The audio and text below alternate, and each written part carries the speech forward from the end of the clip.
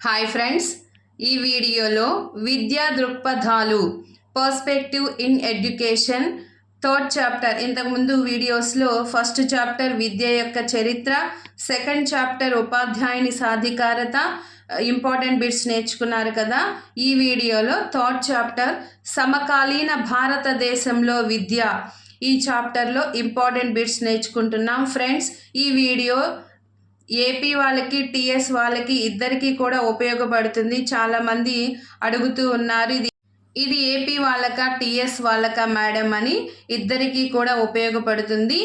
ఈ video DSC రాస్తున్న SGT, SA language పండిట్స్కి చాలా బాగా ఉపయోగపడుతుంది. ఫ్రెండ్స్, మీకు 10 మార్కులకి ఉంటుంది కాబట్టి చాలా బాగా ఉపయోగపడుతుంది. దీనిలో మీకు ప్రీవియస్ పేపర్స్లో అడిగిన ఇంపార్టెంట్ బిట్స్ని ఎక్స్ప్లెయిన్ చేస్తున్నాను. కాబట్టి ఫ్రెండ్స్, నా వీడియో మీకు నచ్చినట్లయితే లైక్ చేసి, షేర్ చేసి, సబ్స్క్రైబ్ చేసుకోండి. వీడియో నచ్చితేనే సబ్స్క్రైబ్ చేసుకోండి. ఫ్రెండ్స్, ఫస్ట్ బిట్, డెమోక్రసీ అనే పదం డెమోస్ అండ్ క్రాటస్ అనే 2 గ్రీకు పదాల కలయిక. డెమోక్రసీ అనే పదం డెమోస్ అండ్ క్రాటస్ అనే 2 గ్రీకు పదాల కలయిక. డెమోస్ అనగా ప్రజలు అని అర్థం వస్తుంది. క్రాటస్ అనగా శక్తి, అధికారం మరియు స్వామ్యం. మొత్తంగా డెమోక్రసీ అంటే ప్రజాశక్తి అని అర్థం వస్తుంది. 2, అందరికీ విద్య అనే భావనను మొదటగా ఏ దేశాలు అందుబాటులోనికి తెచ్చాయి? అందరికీ విద్య అనే భావనను మొదటగా ఆసియా దేశాలు అందుబాటులోనికి తెచ్చాయి. విద్యలో సమాన అవకాశాలు అందించాలనే ఉద్దేశంతో అందరికీ విద్య అనే భావనను 1990వ సంవత్సరంలో మొదటగా అత్యధిక జనాభా కలిగిన ఆసియా దేశాలు అందుబాటులోనికి తీసుకుని వచ్చాయి. దానిలో మన దేశం కూడా పాలు పంచుకుంది. తర్వాత కాలంలో 1993వ సంవత్సరంలో భారత సుప్రీంకోర్టు దేశంలోని ప్రజలందరికీ ఎలాంటి భేదం చూపించకుండా విద్యను అందించాలని, ఆ బాధ్యత ప్రభుత్వానిదే అని చారిత్రక తీర్పునిచ్చింది. 3, ఇందిరాగాంధీ ప్రధానిగా ఉన్నప్పుడు ఏ సవరణ ద్వారా విద్యను ఉమ్మడి జాబితాలో చేర్చారు? 42వ సవరణ. ఇందిరాగాంధీ ప్రధానిగా ఉన్నప్పుడు ఏ సవరణ ద్వారా విద్యను ఉమ్మడి జాబితాలో చేర్చారు? 42వ సవరణ. ఇందిరాగాంధీ ప్రధానిగా ఉన్నప్పుడు రాజ్యాంగానికి 42వ సవరణ తీసుకొని వచ్చి 1976లో విద్యను ఉమ్మడి జాబితాలో చేర్చారు. అప్పటి నుంచి కేంద్ర, రాష్ట్ర ప్రభుత్వాలు విద్యపై చట్టాలు చేసే అధికారాలను పొందాయి. 4, కేంద్ర ప్రభుత్వం 1957 జనవరి 16న ఏ కమిటీని నియమించింది? బల్వంతరాయ్ కమిటీ. కేంద్ర ప్రభుత్వం 1957 జనవరి 16న ఏ కమిటీని నియమించింది? బల్వంతరాయ్ కమిటీ. స్థానిక సంస్థలు, రాష్ట్ర ప్రభుత్వాల మధ్య సహకారం ఉంటేనే అందరికీ సమాన విద్యను అందించగలము అనే ఉద్దేశంతో ఈ సహకార లోపంను అధిగమించుటకు కేంద్ర ప్రభుత్వం 1957 జనవరి 16న బల్వంతరాయ్ కమిటీని నియమించింది. ఈ కమిటీ కొన్ని సూచనలు చేసింది. పాలనా విధానాన్ని సమర్థవంతంగా తయారు చేయాలి. స్థానిక, రాష్ట్ర ప్రభుత్వాల మధ్య సమతూకం కోసం ఒక కౌన్సిల్ని ఏర్పాటు చేయాలి. జిల్లా, మండల విద్యాధికారులు తమ పాత్రను సక్రమంగా, బాధ్యతగా నిర్వహించాలి. భారతదేశ విద్యా వ్యవస్థ ప్రపంచంలోనే 2వ అతిపెద్దది. కానీ సౌకర్యాలు, ఉపాధ్యాయుల లేమి, నిధుల లేమి, తక్కువ ప్రవేశాలు ఆటంకాలుగా మారాయి. 5, ఇందిరాగాంధీ ట్రైబల్ యూనివర్సిటీని మొదటగా ఎక్కడ ఏర్పాటు చేశారు? మధ్యప్రదేశ్లోని అమర్కంటక్. ఇందిరాగాంధీ ట్రైబల్ యూనివర్సిటీని మొదటగా మధ్యప్రదేశ్లోని అమర్కంటక్లో ఏర్పాటు చేశారు. 6, హైదరాబాద్ ఎవరి పేరు మీద జాతీయ ఉర్దూ విశ్వవిద్యాలయాన్ని ప్రారంభించారు? హైదరాబాద్లో ఎవరి పేరు మీద జాతీయ ఉర్దూ విశ్వవిద్యాలయాన్ని ప్రారంభించారు? మౌలానా అబ్దుల్ కలాం ఆజాద్. మౌలానా అబ్దుల్ కలాం ఆజాద్.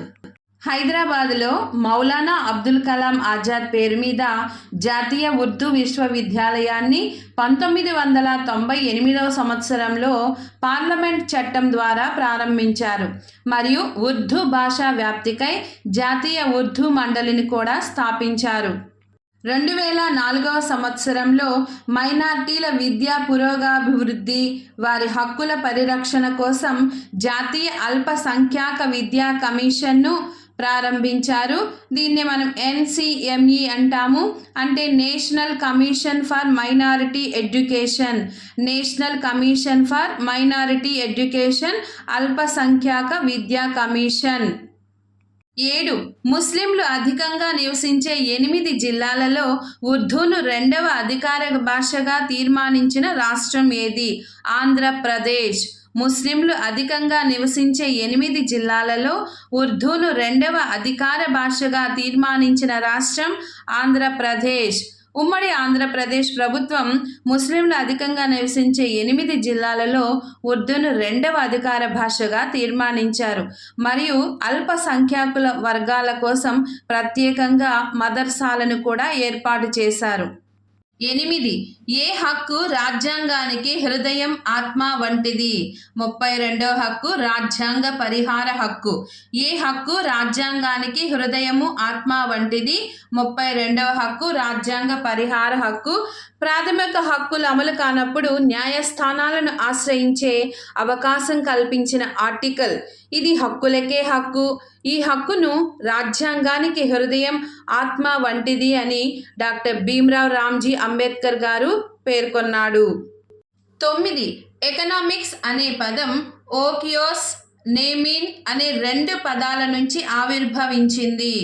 ఎకనామిక్స్ అనే పదం ఓయికోస్, నీమిన్ అనే 2 పదాల నుంచి ఆవిర్భవించింది. ఎకనామిక్స్ అనే ఆంగ్ల పదం గ్రీకు భాషలోని ఓయికోస్ అంటే ఒక ఇల్లు అని అర్థం వస్తుంది. నేమిన్ అంటే నిర్వహణ అని ఈ 2 పదాల నుంచి ఆవిర్భవించింది. మరియు ఓకినోమికోస్ అనే మరొక గ్రీకు పదం నుంచి కూడా ఉద్భవించింది. ఈ పదం ఓకియో, నోమోస్ అనే పదాల కలయిక. మొత్తంగా పై 2 పదాలకు ఉన్న ఏకైక అర్థం గృహ, ఆర్థిక, సంబంధ వ్యవహారాలలో నైపుణ్యమును ప్రదర్శించుటకు ఉపయోగపడే శాస్త్రమే ఆర్థిక శాస్త్రం. ఆర్థిక శాస్త్ర పితామహుడుగా పిలువబడే ఆడమ్ స్మిత్ సంపదను గూర్చి అధ్యయనం చేసే శాస్త్రమే ఆర్థిక శాస్త్రం అని తెలిపాడు. 10. విద్యా ఆర్థిక శాస్త్రం అనే గ్రంథాన్ని రచించిన వారు కోహెన్. విద్యా ఆర్థిక శాస్త్రం అనే గ్రంథాన్ని రచించిన వారు కోహెన్. కోహెన్ అనే ఆర్థికవేత్త విద్యా ఆర్థిక శాస్త్రం అంటే ఎకనామిక్స్ ఆఫ్ ఎడ్యుకేషన్ ఈ గ్రంథాన్ని రచించాడు. ఆ గ్రంథంలో ఇతను విద్యను ఒక వస్తువుతో పోల్చడం జరిగింది. ఇతడు ఆ పుస్తకంలో శామ్యూల్సన్ అర్థశాస్త్ర నిర్వచనాన్ని అనుసరిస్తూ విద్యా అర్థశాస్త్రాన్ని నిర్వచించాడు. విద్య అనేది ఒక వస్తువు. విద్య శిక్షణ ద్వారా, ముఖ్యంగా నియత పాఠశాల విధానం ద్వారా విజ్ఞానం, నైపుణ్యం, ప్రవర్తన, మనోవిజ్ఞానం పెంపొందిస్తుంది. కాబట్టి విద్య అనేది ఒక వస్తువు అని కోహెన్ తెలిపాడు. 11. 1960లో అమెరికా ఆర్థిక సంఘం సమావేశంలో మొదటిసారిగా ఆర్థిక విద్య అనే పదాన్ని ఉపయోగించినది ఎవరు? షుల్జ్.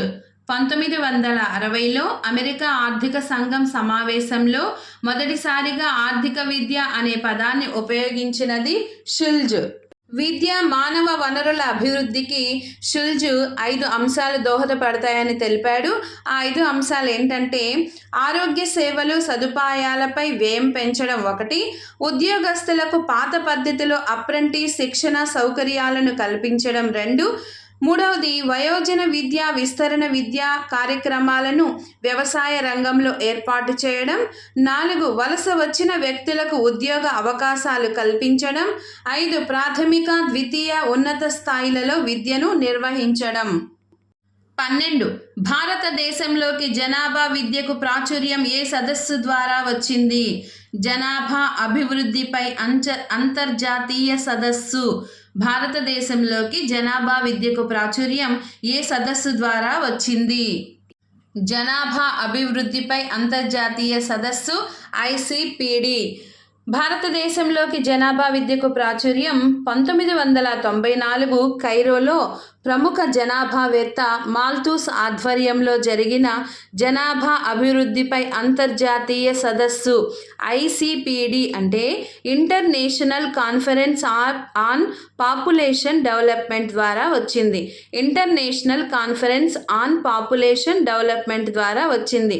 ఈ సదస్సులో ప్రపంచవ్యాప్తంగా పెరుగుతున్న జనాభా నిర్మూలన పరిష్కార మార్గాలను కనుగొని జనాభా విద్యను విస్తృతంగా ప్రచారం చేయాలని నిర్ణయించారు. ఈ సమావేశం విద్య యొక్క 2 ప్రముఖ పాత్రలను తెలియజేసింది. అవేంటంటే 1 జనాభా స్థిరత్వానికి విద్య చాలా కీలకం. 2 జనాభా సుస్థిరాభివృద్ధికి గూర్చిన స్పృహను బాధ్యతను పెంపొందించు సాధనమే విద్య. 13 తక్కువ కాలంలో ఎక్కువ మంది ప్రజలు జనాభాలో కలవడాన్ని ఏమంటారు? జనాభా విస్ఫోటనం. తక్కువ కాలంలో ఎక్కువ మంది ప్రజలు జనాభాలో కలవడాన్ని జనాభా విస్ఫోటనం అంటారు. 14 NPEP అనగా NPEPని విస్తరించగా జాతీయ జనాభా విద్యా పథకం. జాతీయ జనాభా విద్యా పథకం. National population education project. National population education project. 1980 April నుండి NPEPను జనాభా నిధి సహాయంతో భారతదేశంలో 2002 వరకు అమలు చేశారు. కానీ 2003 సంవత్సరం నుండి ఈ పథకానికి నిధులు కేంద్ర ప్రభుత్వమే భరిస్తుంది. ఈ పథకం జనాభా విద్యను పాఠశాల విద్యా ప్రణాళికతో సమ్మిళితపరిచే ప్రయత్నం చేసింది. 15 ప్రపంచంలోని మొట్టమొదటిసారిగా కుటుంబ నియంత్రణ పథకాన్ని ప్రవేశపెట్టింది భారత ప్రభుత్వం. ప్రపంచంలో మొట్టమొదటిసారిగా కుటుంబ నియంత్రణ పథకాన్ని ప్రవేశపెట్టింది భారత ప్రభుత్వం. ప్రపంచంలో మొట్టమొదటిసారిగా భారత ప్రభుత్వం 1952వ సంవత్సరంలో కుటుంబ నియంత్రణ పథకాన్ని ప్రవేశపెట్టింది. 2 పిల్లలతో కుటుంబ నియంత్రణ పాటించే జంటలకు 5 సంవత్సరాల ఉచిత బీమా సౌకర్యాన్ని ప్రభుత్వం కల్పించింది. 16 జనాభా లెక్కలను మొదట గణించిన దేశం నార్వే. జనాభా లెక్కలను మొదట గణించిన దేశం నార్వే. జనాభా అధ్యయనాన్ని డెమోగ్రఫీ అంటారు. జనాభా అధ్యయనం చేసే శాస్త్రాన్ని డెమోగ్రఫీ అంటారు. 17 గర్భ నిరోధక ఆపరేషన్ పథకం ఎప్పుడు ప్రవేశపెట్టారు? 1970. గర్భ నిరోధక ఆపరేషన్ పథకం ఎప్పుడు ప్రవేశపెట్టారు? 1970. 1970లో గర్భ నిరోధక ఆపరేషన్ పథకాన్ని ప్రవేశపెట్టారు. కానీ 1975లో ఎమర్జెన్సీలో భాగంగా ఆ పథకాన్ని రద్దు చేయడం జరిగింది. 18 జనాభా సిద్ధాంతాన్ని ప్రతిపాదించిన వారు మాల్థూస్. జనాభా సిద్ధాంతాన్ని ప్రతిపాదించిన వారు మాల్థూస్. ఇతడు పుట్టే ప్రతి బిడ్డను ఒక ఆర్థిక నరక సృష్టికర్తగా పోల్చాడు. భారత్లో తొలి అధికారిక గణన లార్డ్ మేయో కాలంలో 1872వ సంవత్సరంలో పూర్తయింది. 10 ఏళ్లకు ఒకసారి క్రమం తప్పకుండా జనగణన 1881వ సంవత్సరంలో ప్రారంభమైంది. 19 సబలా పథకాన్ని ప్రారంభించినది ఎవరు? అప్పటి ప్రధాని మన్మోహన్ సింగ్. సబలా పథకాన్ని ప్రారంభించింది ఎవరు? అప్పటి ప్రధాని మన్మోహన్ సింగ్. ఈ సబలా పథకాన్ని ఏప్రిల్ 1, 2011వ సంవత్సరాన అప్పటి ప్రధాని మన్మోహన్ సింగ్ గారు రాజీవ్ గాంధీ కౌమార బాలికల సాధికారత పథకం పేరుతో ఈ పథకాన్ని ప్రారంభించారు. రాజీవ్ గాంధీ కౌమార బాలిక సాధికారత పథకం పేరుతో ఈ పథకాన్ని ప్రారంభించారు. సబలా అని. ఈ పథకం 11 నుంచి 18 సంవత్సరాల బాలికలు పేదరికం కారణంగా పోషకాహార లోపంతో అనేక సమస్యలు ఎదుర్కొంటున్నారనే ఉద్దేశంతో వారికి శిక్షణ ఇచ్చే కేంద్ర ప్రభుత్వ కార్యక్రమం.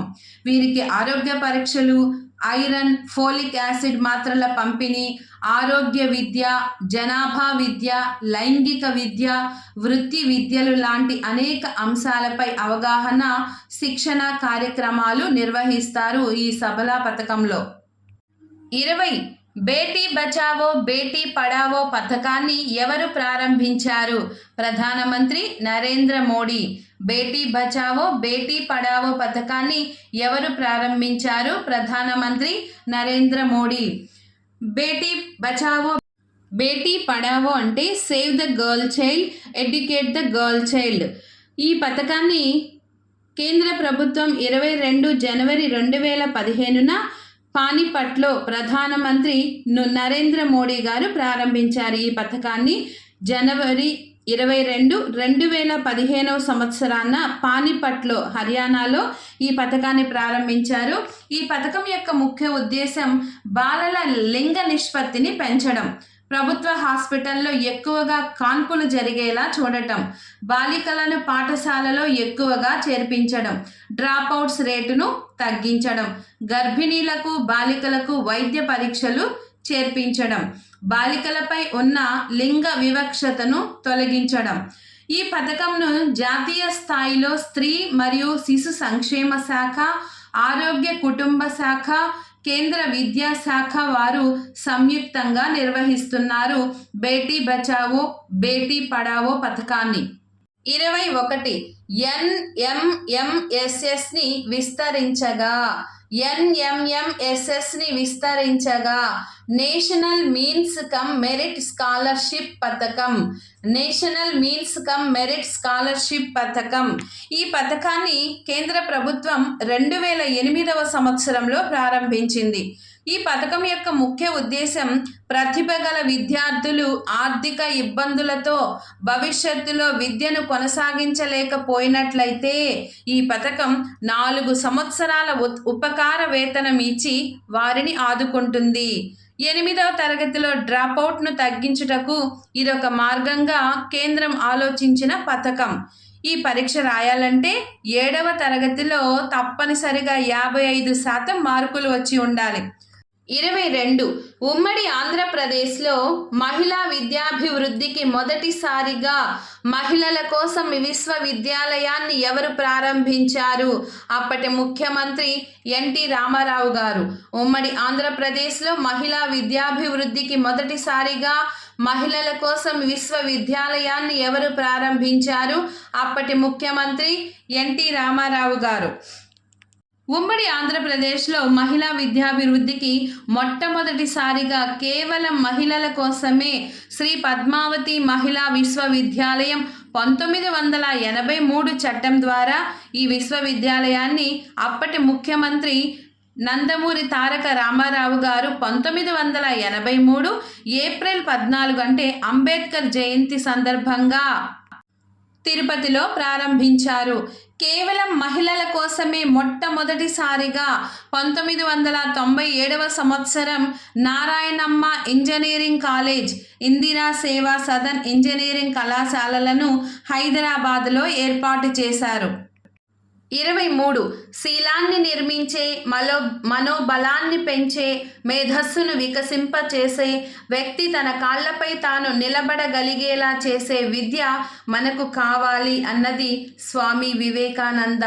శీలాన్ని నిర్మించే, మనోబలాన్ని పెంచే, మేధస్సును వికసింపచేసే, వ్యక్తి తన కాళ్లపై తాను నిలబడగలిగేలా చేసే విద్య మనకు కావాలి అన్నది స్వామి వివేకానంద. 24 విలువలను అధ్యయనం చేసే శాస్త్రాన్ని విలువల శాస్త్రం అంటారు. విలువలను అధ్యయనం చేసే శాస్త్రాన్ని విలువల శాస్త్రం అంటారు. 25 వ్యక్తి వికాసంలో అత్యంత ముఖ్యమైన దశ కౌమార దశ. వ్యక్తి వికాసంలో అత్యంత ముఖ్యమైన దశ కౌమార దశ. కౌమార దశ వ్యక్తి వికాసంలో అతి ముఖ్యమైన దశ. ఈ దశలో శారీరక, మానసిక, సామాజిక, ఉద్వేగ వికాసాలు పతాక స్థాయిలో ఉంటాయి. ఈ దశను ఇంగ్లీష్లో అడాలసెన్స్ అని, ఈ దశలో ఉన్నవారిని అడాలసెంట్ అని అంటారు. అడాలసెన్స్ అనే పదము అడోల్సరీ అనే లాటిన్ భాషా పదం నుంచి ఉద్భవించింది. అడోల్సరీ అనగా పరిపక్వ దశకు రావడం లేదా పెరగడం అని అర్థం వస్తుంది. దీనినే కిషోర ప్రాయ దశ అని కూడా అంటారు. వ్యక్తి శారీరక, మానసిక, లైంగిక, సామాజిక, ఉద్వేగాత్మక సమస్యలను ఎదుర్కొంటూ అధిగమిస్తూ సర్దుబాటు పొందే దశ కౌమార దశ అని కోహ్లర్ నిర్వచించాడు. స్టాన్లీ హాల్ ప్రకారం కౌమార దశ ఒత్తిడి, ప్రయాస, కలత, జగడాలతో కూడుకున్న దశ అని తెలియజేశాడు.